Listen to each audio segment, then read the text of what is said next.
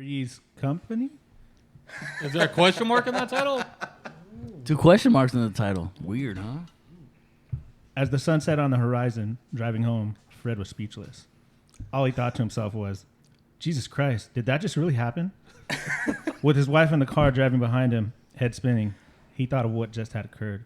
Was he really fascinated and mesmerized with it all? Fuck yes. Zing! See, Fred had been working overtime at work for the last 2 months, and since he was the lead supervisor, he was forced to be with the crew. He personally didn't want to stay and work overtime, but upper management had placed a new superintendent named Alexa, who was a total hard ass in charge, and she drove her subordinates with a whip. She was the lead project manager for a new casino that was being built called Morningwood Towers Resort and Casino. She was a contract worker with Mammoth Erection Construction Company, and she really knew how to take charge. Boss is really riding me. The first time Fred was introduced to Alexa, he knew it was going to be a long and hard experience working with her. Alexa was drop dead gorgeous. She was the type of woman who was smart and confident. She knew that she was gorgeous and would dress as such. Although very professional, she would dress with the tightest, shortest dresses, accentuating her large, succulent bosoms and her plump, voluptuous thighs and ass. Oh, I know who this is. Fred had been caught more than once staring at her as she walked away. Alexa knew exactly what was happening as she would glance over her shoulders to almost ensure that someone was looking. Many times it was Fred, and she always caught him. She would just look back, smirk, and continue to walk as to say without a word, "Sucker." One late evening, Fred, so caught up in prepping for the next day, found himself alone in the warehouse as all the crew had already left to go home. He noticed that Alexa's light was on in her office, which overlooked down into the warehouse. Now, it was Fred's job to ensure that the building was closed and locked at the end of the day. Usually, Alexa was long gone before any of the crew could leave, so Fred thought nothing of it to go up and turn the light off. He figured that she forgot to turn the light off before she left. As he climbed the stairs... You think she turned that light off? As he climbed the stairs that led up to the office, he began to hear some noises coming from the office. At first, he could not make anything out, but as he got closer, it was apparent that someone was in the office, and whoever was in there was enjoying what was happening. At the top of the stairs, Fred stood silent, almost as not to breathe, so that he could hear what was happening on the other side of the door. Sounds like a perv. Fred, you dirty dog. I've been there. The blinds were partially closed, but he was able to peer in between them. What he saw next completely blew his mind. Inside the office, Alexa was on all fours, her back to Fred, and the blinds.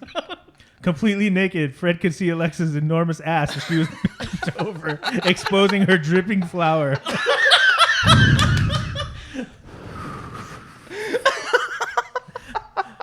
Fred could see over her shoulders, and to his delight, he saw another woman.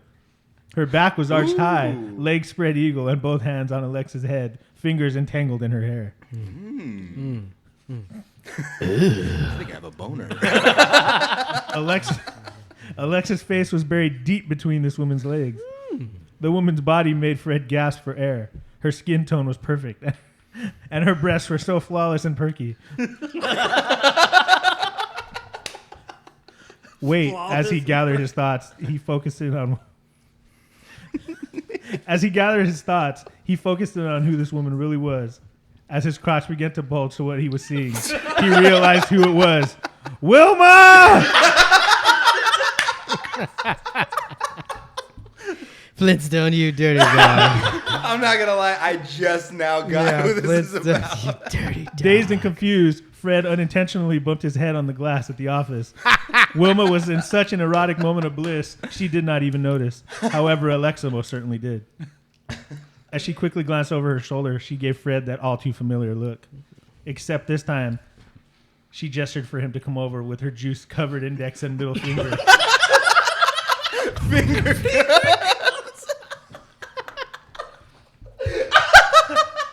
Full circle, folks.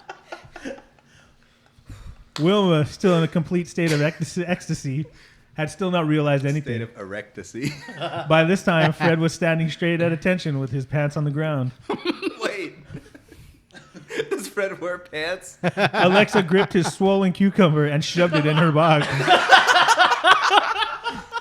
Warm and gushy, Fred's ears rang and his heart thumped as he felt how tight the entry was. As he began to give Alexa what she so aggressively wanted, Wilma opened her eyes and saw Fred behind Alexa, doing it like they do on the Discovery Channel. Like mammals, of course. To be clear. Bloodhound Gang reference? Just to be clear. So there's no questions. Yeah. Wilma's expression did not change one bit. And to Fred's surprise, Wilma's fire seemed to be rising as she became more and more audible. He fanned the flames of passion. Wilma looked at Alexa, gave her a long kiss, and said, "My turn." As they switched, Wilma assumed the position on all fours as Alexa did, looked back at Fred and said, "Fuck me, you Neanderthal."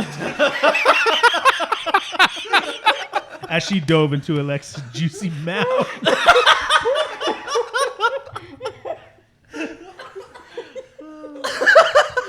With that, Fred was given the green light to attack. He had grown so large that it felt to Wilma like Fred was poking the back of her brain from the inside, and she loved it. She had never seen Fred so eager. His girth made her entry spread so wide that her eyes began to roll in the back of her head from the sheer pleasure. She let out a scream that sent chills up Alexa's spine. And Alexa's nipples immediately became hard as pebbles. I see what you did there. The hair on the back of Fred's neck stood up. The group was filled with electricity as all three enjoyed the unadulterated passion and desire. As Fred's rhythm began to increase, he could feel his loins reaching the point of explosion. Before he popped off, he pulled his swollen cucumber out of Wilma's rose mound. And like two puppies waiting for their next treat, both Wilma and Alexa waited for Fred to fire his load.